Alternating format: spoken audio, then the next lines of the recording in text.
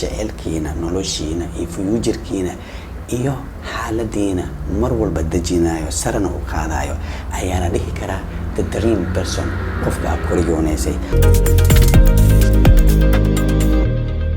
Assalaamu calaykum waraxmatullaahi wabarakaatuh. waa idin wada salaamay dhammaan akhyaarta meesha ku jirta iyo kuwa aan ku jirin meel walba waa joogtiin walbaatiin waxaan idin leeyahay galabnimo wanaagsan. Yes, it's galabnimo wanaagsan. Masha Allah tabarakallah. Kusoo dhawaada muuqaal. Waxaan doonayaa inaan ka hadlo qodobo kamid ah qofka xiriirka ala leedahay ama labada qofood xiriirka dhaxeeyo sida xiriiradooda ay u kala baxaan ama arrimaha jaceylka. hadduu Ilaahay idmo haddii aad ka hesheen in qodobadan oo kale inaan soo badin doono marar badan aan isku dayi doono inaan raadiyo qodobo noocan oo kale inaan ka hadlo. Okay, qodobka ugu horeeya aan ka hadli doono wuxuu noqon doonaa shukaansi badan muxuu yahay. waa marka qofka uu shukaansado dad fara badan uusan ula jeedin inuu xiriir dhab ah yeeshto ama uu lahaado ama si real love ah uu qofku jeclaado. sababtoo ah maanta wuxuu la hadlaa daqiiqadan qof ayuu la hadlayaa, uu shukaansanayaa, wax buu ku akhrinayaa, wuu dadalmayaa, kadib uu ka dhigayaa, haddana mid kale ayuu wacayaa, wuu shukaansanayaa sidoo kale, haddana mid kale. rag iyo dumarba waa isku wada mid yihiin noocan markii la yiraahdo shukaansi badan.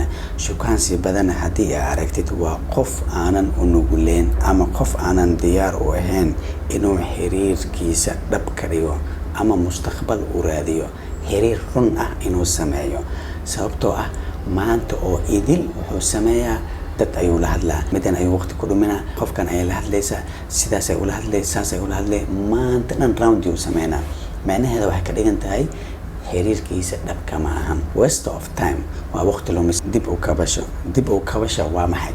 xiriir ayaa qof ula lahayd, qofkii xiriirka ula lahayd, xiriirkiini khilaaf ayaa soo dhex galay, waa burburay, waad kala tagteen, yacni diyaaradii waad kala kiciseen, qofba meel ayuu ku dhacay.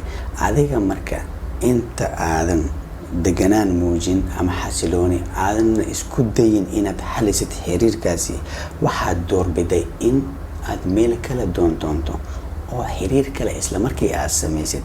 xiriirkii kale markii kale aad samaysid, adiga waxaa ku haysta heart broken, niyad jab, qalbi jab, maskax wareer.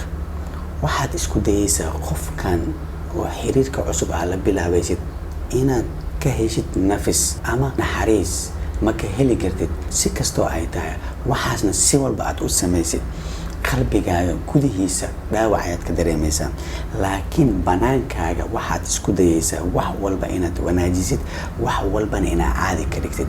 qofkaasna wuu kugu wareerayaa, waayo inside-kii ayaad ka xanuunsan tahay.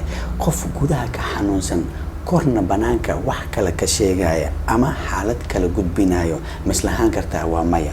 xiriirkaas aad isku dayday markii xiriirkii hore aad soo burburisay, kan aad ku xijisay aad isku dayaysid inaad ku nafisid, ma ku nafisi kartid, waayo you are still in pain, xanuun ayaad ku jirtaa.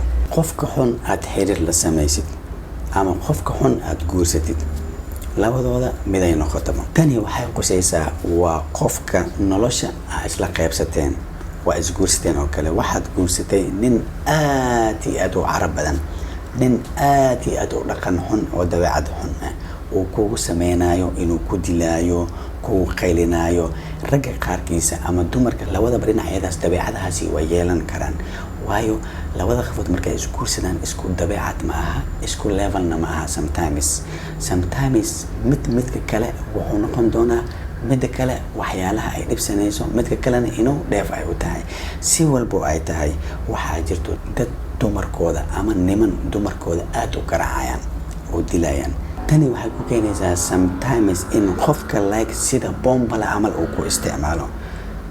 like haddii adiga jaceylka adiga u qabtid ama xiriirkaaga dhankaaga uu aad ugu xoogan yahay ama dhaqan ahaanba wuxuu u leeyahay ninkaasi, waxay noqon kartaa in adiga uu ku isticmaalo sida bombalaha oo kale.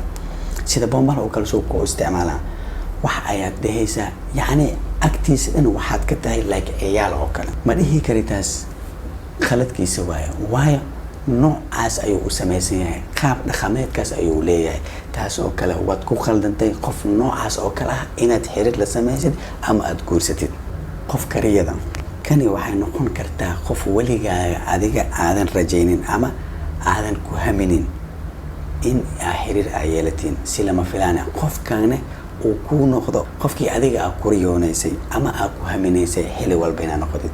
waayo xagga dhaqanka iyo xagga dabeecada iyo xagga problemyada oo dhexdiina soo gudboonaada ama soo dhexgala sida aad u xalisiin isla same time midkiina midka kale isqabto isku sabro oo wax walba oo jecelkiina noloshiina iyo future-kiina iyo xaaladiina mar walba dejinayo sarana u qaadayo ayaa la dhihi karaa the dream person. qofka aad ku riyoonaysay wax walba oo adiga aad ku dhibaaya ka ilaalinayay wax walba oo dheefkaagana kula soo ordaayay waxaa la dhihi karaa qofka mar alaala qofka noocaas oo kale marka aad heshid waa qofka adiga aad ku riyoonaysay. waa run xaqiiqa maxaa caddeynaya qofku haminaya ma jirtaa inuu qof xun nolosha la wadaago qof xun inuu guursado maya. qof walba wuxuu ku haminaa qof asiga nafsadiisa u wanaagsan. haddii aad heshid qofka nafsadaada u wanaagsan midkiina midka kale iska taxadirayo keer gareynayo respect gareynayo xishmeynayo markaas oo kale waa leedahay alxamdulillah waxaan helay qofkii aan ku haminayo ama aan ku rajabeynayo. maasha allah موضوعيدينا maanta intaas ku egyahay waana ku mahadsantiin daawashada quruxda badan ee muuqaalkan. waxaan u maleynayaa waxaan rajeynayaa inaad ka hesheen faa'iidooyin fara badan idinkana wixii taladiina iyo tusaalihiina oo fikrad ku aadan waxyaalahan aniga aan ka hadlay waad nala wadaagi kartiin. waa ku mahadsantiin sida quruxda badan aan marba nala socotiin. muuqaalka intaan ku kulmeen waxaan idin tagaynaa bashbashi barwaaqo caafimaad insha Allah. Bye bye.